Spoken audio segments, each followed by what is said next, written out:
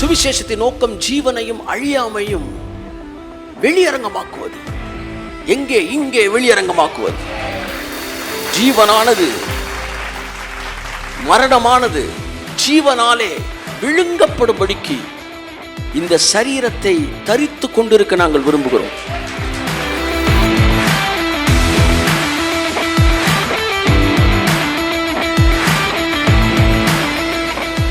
கர்த்தர் என்று சொன்னார், மனிதன் யோசிப்பதற்காக படைக்கப்பட்டவன் அல்ல, மனிதன் பேசுவதற்காக படைக்கப்பட்டவன்.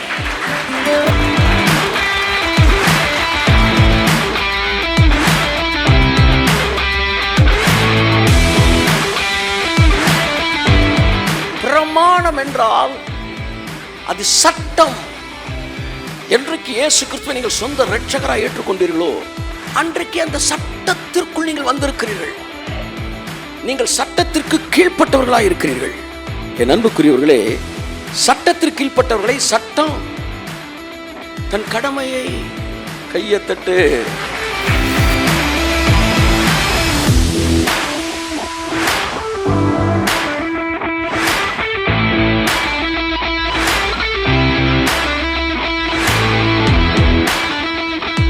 உங்கள் மீது ஒரு சட்டம் இருக்கிறது. அது ஜீவனுள்ள ஆவியின் சட்டம். அந்த ஜீவனின் சட்டம் தன் கடமையை உங்கள் சரீரத்தில் செய்யும். ஆமென், ஆமென், ஆமென்.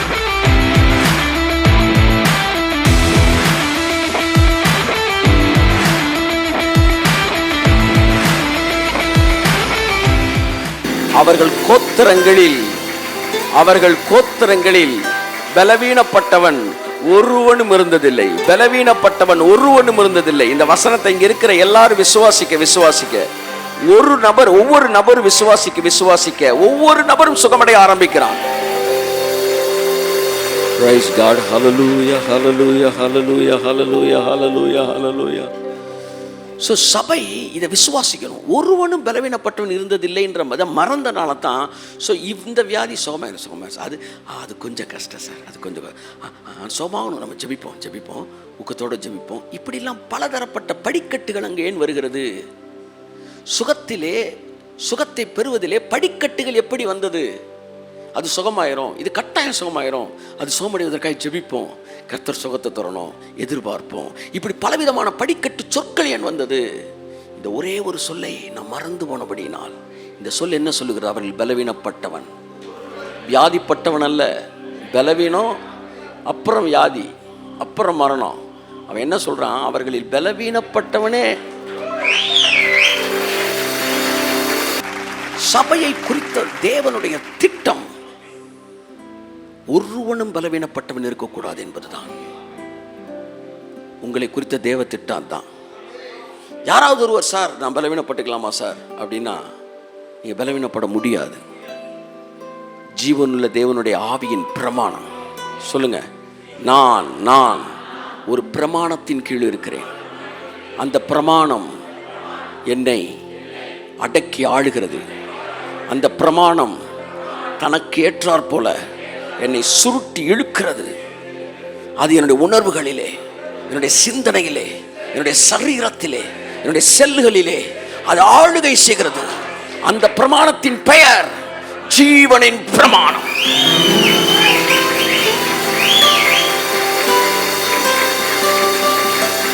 நல்லா கையை தட்டி ஜீவனின் பிரமாணம். Come on, say ஜீவனின் பிரமாணம் எனக்குள்ளே கிரியை செய்கிறது, என்னை ஆளுகை செய்கிறது. சட்டம் தன் கடமையை செய்யும்.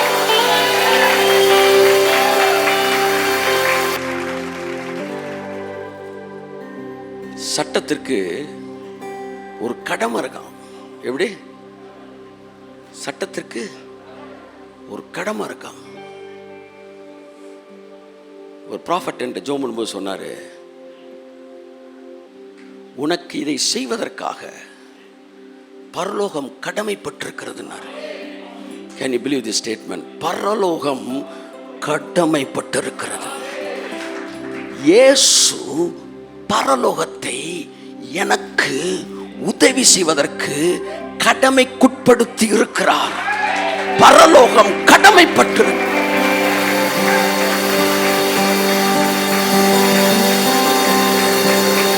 Come on, brother. Come on, brother. Receive, receive, receive, receive. Receive the anointing. Receive it. உங்களுக்கு உதவி செய்வதற்கு பரலோகம் கடமைப்பட்டிருக்கிறது. பரலோகம் கடமைப்பட்டிருக்கிறது. அப்ப சட்டத்துக்கு ஒரு கடமை இருக்கு. அந்த கடமை அது நிறைவேற்றணும். அதனால சட்டம் தன் கடமையை செய்யும் என்கிறார்கள். அப்படியே உங்கள் மீது ஒரு சட்டம் இருக்கிறது. அது ஜீவனுள்ள ஆவியின் சட்டம். அந்த ஜீவனின் சட்டம் தன் கடமையை உங்கள் சரீரத்தில் செய்யும். ஆமென், ஆமென், ஆமென். அது செய்யும். சொல்லுங்க, அது செய்யும். அது செய்யும் சார். அது செய்யும் சார். ரபா ரபோ ஷகா ரபா லஹாத ராமநாதி அங்கோ. நாம் எல்லோரும் என்ன செய்ய போகிறோம் என்பதெல்லாம் நம்முடைய விசுவாசம் இருக்கிறது. நாம் எல்லோருக்கும் நம்ம என்ன செய்ய போகிறோம் என்பதில் விசுவாசம் இருக்கிறது. ஆனால் உண்மையில் உண்மையான விசுவாசம், வலிமையான விசுவாசம், வல்லமையான விசுவாசம் என்ன செய்யப்பட்டிருக்கிறது என்பதில் தான் இருக்கிறது. என்பதில் தான் இருக்கிறது. என் அன்புக்குரியவர்களே, காலையில் போட்ட ஊசிக்கு மதியம் வரைக்கும் விசுவாசத்தோடு காத்திருக்கிற வேலை செய்யும்னு. It is finished, but you are eagerly waiting for the reaction even though you didn't feel anything positively. எதுவுமே உணரலன்னா கூட நீ போட்ட ஊசியை நம்பிட்டு சரியாகன்னு காத்திருக்கிற உனக்கு நீ பண்ணின ஜபத்தில் நீ சுகமாவேன்னு ஏன் நீ காத்திருக்க முடியலன்றதான் என் கேள்வி. நீ பண்ணி முடிச்சிட்ட, ஆனால் அது உனக்குள்ள வேலை செஞ்சுக்கிட்டு இருக்கு இருக்கு என்கிற விசுவாசம் தான் இன்னைக்கு நம்மள்கிட்ட இல்லை. நம்மள்கிட்ட இல்லை. ஒன்றுமே நடக்காட்டினா கூட சாப்பிட்ட மாத்திரைக்கு ஒரு ரியாக்ஷனை எதிர்பார்த்து காத்திருக்கிற எத்தனை பேர் ஜோம் பண்ணிட்டு ஒன்றுமே நடக்கலனா கூட விசுவாசத்தோட பண்ணியிருக்கிறேயா? ஏன்னா மாத்திரை சாப்பிட்டா சுகமாவன்றது எத்தனை % உண்மையோ அதை விட விசுவாசம் உள்ள ஜபம் பிணியாளியை ரட்சிக்கும் என்பது 1000 மடங்கு உண்மையுள்ளது. 1000 மடங்கு உண்மையுள்ளது. 1000 மடங்கு உண்மையுள்ளது. 1000 மடங்கு உண்மையுள்ளது. உங்களுக்கு ஒரு ஜீவனின் பிரமாணம் இருக்கிறது. அந்த பிரமாணம் தன் கடமையை செய்யும். ஆமா, சந்தோஷமா கடந்து செல்லுங்க. சட்டம் தன் கடமையை செய்யும். ஆமென்.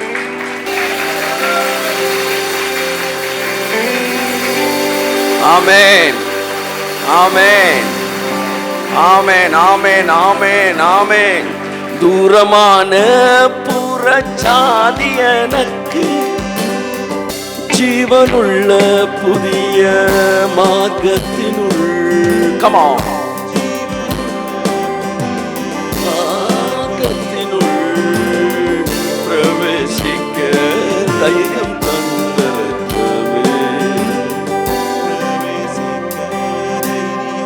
சபை, இந்த உலகம் இதுவரை பார்த்திராத வகையிலே methods I'm talking about methods. இதுவரை இந்த உலகம் பார்க்காத மெத்தடு, இதுவரைக்கும் சபை பார்க்காத மெத்தட்ல எல்லாம் வருகிற நாட்களில் சுகமளிக்கிறது நடைபெற போகிறது. யூனிக் மெத்தட்ஸில் ஆமென், ஆமென். சபையானது இதுவரை பார்க்காத மெத்தட்ல எல்லாம் சுகமளிக்கிற வல்லமை என்ன செய்ய போகுது? ரிலீஸ் ஆக போகுது. பல விசித்திரமான வினோதமான முறைகளில் எல்லாம் சுகப்படுத்தப்பட போகிறார்கள்.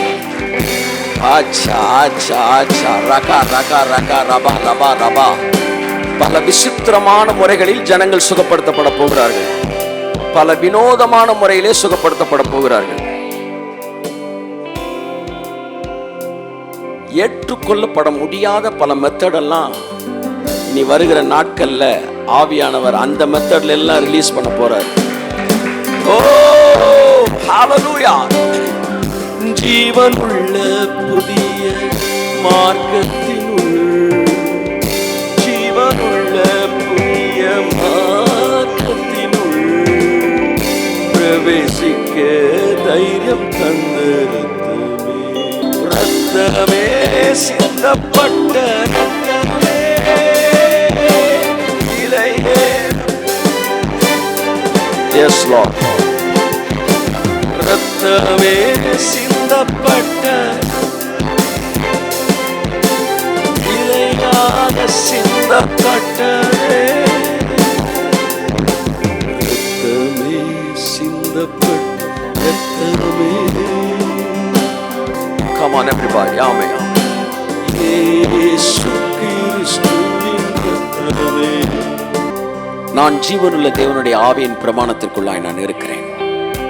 எல்லாரும் சொல்ல, ஆவியின் பிரமாணத்துக்குள் இருக்கிறேன், ஜீவனின் பிரமாணத்தில் இருக்கிறேன்.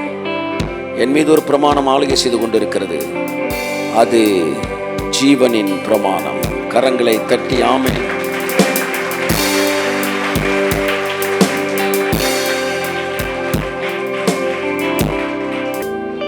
ரோமர் 8ஆம் அதிகாரம் 2ஆம் வசனத்தை வாசித்து முடிப்போம். கிறிஸ்து இயேசுவினாலே ஜீவனுடைய ஆவியின் பிரமாணம் என்னை பாவம் மரணம் என்பவைகளாகிய பிரமாணத்தினின்று விடுதலையாக்கிற்றே. கிறிஸ்து இயேசுவினாலே ஜீவனுடைய ஆவியின் பிரமாணம், ஜீவனுடைய ஆவியின் பிரமாணம், அதுதான் ஜீவ பிரமாணம், என்னை பாவம் மரணம் என்பவைகளின் பிரமாணத்திலிருந்து விடுதலையாக்கிற்று. 2 பிரமாணங்களை பற்றி இங்கு பைபிள் பேசுது. ஒன்று மரணத்தின் பிரமாணம், இன்னொன்று ஜீவனின் பிரமாணம். உலகம் முழுவதும் ஆதாம் பழத்தை புசித்த போது மரணத்தின் பிரமாணத்துக்குள்ளாய் கடந்து வந்தது. அந்த பிரமாணம் வேலை செஞ்சுக்கிட்டே தான் இருக்கு எல்லாருக்குள்ளேயும். ஆதாம் பழத்தை புசித்ததுனால இங்க இருக்கிற இந்த உலகத்தில் இருக்கிற எல்லார் மேலையும் மரணத்தின் பிரமாணம் கிரியை செஞ்சிச்சு, நம்ம மேலேயும் செஞ்சுக்கிட்டு இருந்துச்சு. ஆனா என்னைக்கு இயேசு சொந்த ரட்சகரை ஏற்றுக்கொண்டீங்களோ, அன்னைக்கு காட்டு ஒளிவ மரத்திலிருந்து வெட்டப்பட்டு நல்ல ஒளிவ மரத்தோடு இணைக்கப்பட்டீர்களோ, அன்றைக்கு ஜீவனின் பிரமாணம் மரணத்தின் பிரமாணத்திலிருந்து நம்மை விடுதலை ஆக்கிட்டு, இப்பொழுது நான் ஒரு ஜீவனின் பிரமாணத்தில் இருக்கிறேன். அந்த பிரமாணம் எனக்குள் வேலை செய்து கொண்டே இருக்கிறது. அது மரணம் என்கிற பிரமாணத்திலிருந்து பாருங்க. மரணத்தோட பிரமாணம் பலவீனம், மரணத்தோட பிரமாணம் வியாதி. அந்த மரணத்தோட பிரமாணம் வேலை பார்க்குது. ஆனா ஜீவனுடைய பிரமாணம் சுகம், ஜீவனுடைய பிரமாணம் ஆரோக்கியம், ஜீவனுடைய பிரமாணம் ஐஸ்வர்யம், ஜீவனுடைய பிரமாணம் வலிமை, ஜீவனுடைய பிரமாணம் சக்தி, ஜீவனுடைய பிரமாணம் நீடிய ஆயுள். கரங்களை தட்டி கர்த்தருக்கு நன்றி சொல்லுவோம். தூரமான புறஜாதி எனக்கு comma be serious in dealing with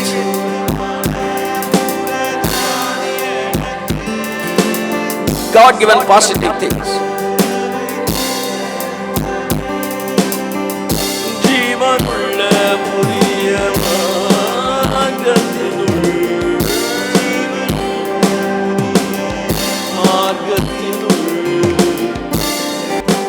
ரத்தமே.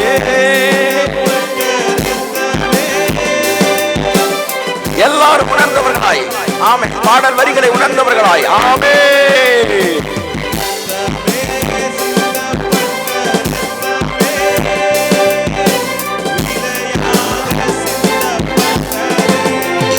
இன்னொரு தடவை சொல்லுவோமா?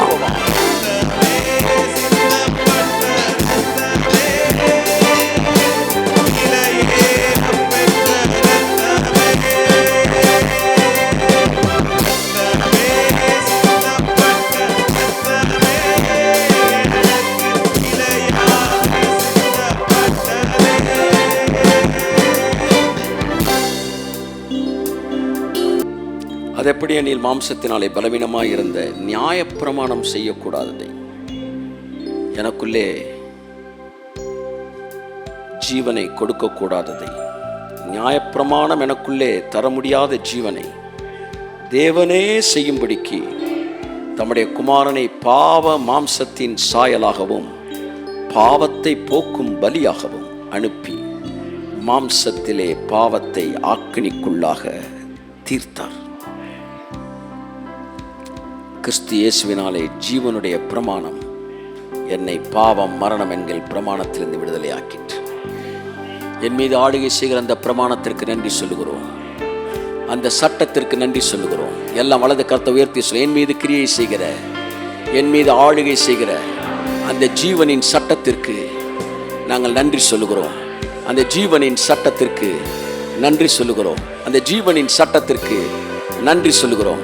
அவர்களில் பலவீனப்பட்டவன், எங்களில் பலவீனப்பட்டவன் ஒருவனுமில்லை, ஒருவனுமில்லை, ஒருவனுமில்லை, ஒருவனுமில்லை. எங்களில் பலவீனப்பட்டவன் ஒருவனுமில்லை. காரணம், நாங்கள் ஜீவனின் சட்டத்திற்குள் இருக்கிறோம். அந்த சட்டம் தன் கடமையை செய்யும். கரங்களை தட்டி ஆமென், ஆமென். அந்த சட்டம் தன் கடமையை செய்யும். அந்த சட்டம் தன் கடமையை செய்யும். அந்த சட்டம் தன் கடமையை செய்யும். ஆமென். Yes lord. வருகிற நாட்களிலே விசித்திரமான வினோதமான முறையிலெல்லாம் சுகமளிக்கிற வல்லமை ரிலீஸ் ஆகும். நீங்கள் வேணாலும் பாருங்கள், இது ஒரு இந்த தீர்க்க தரிசன வார்த்தை நிறைவேறும். உங்களால் ஏற்றுக்கொள்ளப்பட முடியாத வகையில் எல்லாம் கூட கர்த்தருடைய வல்லமை என்ன செய்யும்? ரிலீஸ் ஆகும். அது மரணம் வேலை பார்த்ததை விட விசித்திரமான வழியிலெல்லாம் வேலை பார்க்க போகுது. ஒரு கைப்பி லிஃப்ட்டில் அந்த சுவிட்சை தொட்டக்கூடாதான். தொட்டவன் அடுத்த ஆள் தொட்டுட்டான்னா வைரஸ் என்ன செஞ்சதுதான்? பரவிடுதான். இனிமேல் ஜீவன் எப்படிலாம் பரவ போகுது பாருங்க.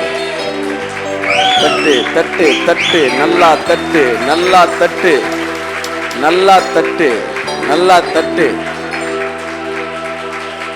ஆமாம், 8ஆம் நம்பர் ஃப்ளோருக்கு போகிறத அமுக்கிட்டு நீ போகிற, அன்னைக்கு 8க்கு வர்றவன் ஃபுல்லாக சுகமாகறான்.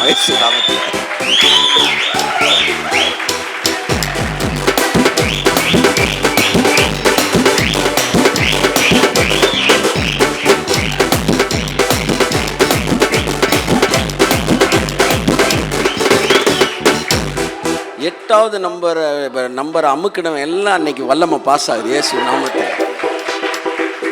ஸோ அதாவது இன்னைக்கு வரும்போது ஆவியானவர் சொன்னார், மரணமானது நன்மையானதை கொண்டு, அதாவது பாவமானது நன்மையானதை கொண்டு எனக்கு மரணத்தை பிறப்பித்தது. பாவத்தோட வல்லம் என்ன தெரியுமா? நல்லதை வச்சே கொன்னுச்சு. சபையில் பரிசுத்தம் பரிசுத்தம் பரிசுத்தம்னு பேசி உன் பரிசுத்தம் பத்தலை, அதனால் தெருவில் பிச்சைடுறா. உன் பரிசுத்தம் பத்தலை, அதனால் தெரு நாய் மாதிரி திரிடா. உன் பரிசுத்தம் பத்தலை, அதனால் உனக்கு சுகம் கிடையாதுடா. உனக்கு பரிசுத்தம் பத்தலை, அதனால் உனக்கு உன் கடன் அடையாதுடா. உன் பரிசுத்தம் பத்தலை, அதனால் உன் குடும்பமே விளங்காமல் போகும்டா என்கதை போன்ற பிரசங்கங்கள், கோடிக்கணக்கான பிரசங்கங்கள். நன்மையானதை கொண்டு பேசும்போது எதை வச்சு தான் பேசினா? நன்மையானதை கொண்டு நமக்கு மரணத்தை பிறப்பித்தான். வரும்போது ஆவியானவர்கிட்ட சொன்னார், தேவனானவர் தீமையானதை கொண்டே உனக்கு ஜீவனை பிறப்பிக்க போறேங்க.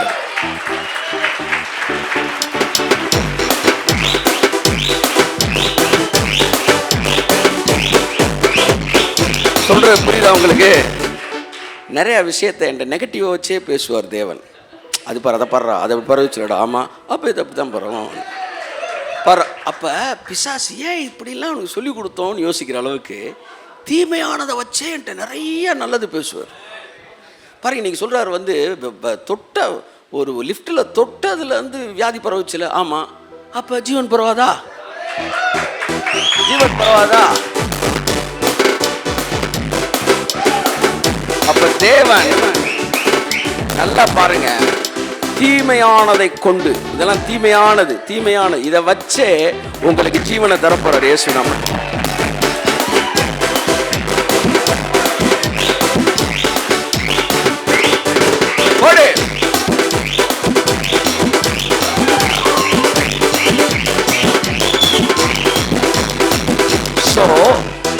விசித்திரமான வினோதமான பல முறைகளிலே கர்த்தருடைய சுகமளிக்கிற வல்லமை உலகத்துக்குள்ள சபைக்குள்ள ரிலீஸ் ஆக போகுது. எல்லாரும் உற்சாகமாய் கரங்களை தட்டி ஆமென். பல விசித்திரமான வினோதமான வழிகளிலெல்லாம் தேவன் ஜனங்களை சுகப்படுத்த போறார். இயேசு கிறிஸ்துவின் நாமத்தினாலே என் ஜனங்கள் ஆசீர்வதித்து அனுப்புகிறேன். அவர்களில் பலவீனப்பட்டவன் ஒருவனும் இல்லை என்கிற வார்த்தையை நாங்கள் டிக்ளேர் பண்ணுகிறோம். இந்த உலகம் அதை பார்க்கட்டும், ஆச்சரியப்படட்டும். மெய்யாகவே இவர்கள் தேவன், ஜீவனுள்ள தேவன் என்பதை இந்த உலகம் புரிந்து கொள்கிற 1000 காரணங்களில் ஒன்று, 1000 விஷயங்களில் ஒன்றாக இது மாறட்டும். ஜனங்கள் ஆசீர்வதித்து அனுப்புகிறேன். இயேசு கிறிஸ்துவின் நாமத்தினாலே ஜெபிக்கிறேன் ஜீவனுள்ள நல்ல பிதாவே. என் ஆத்துமாவே கர்த்தரை ஸ்தோத்திரி.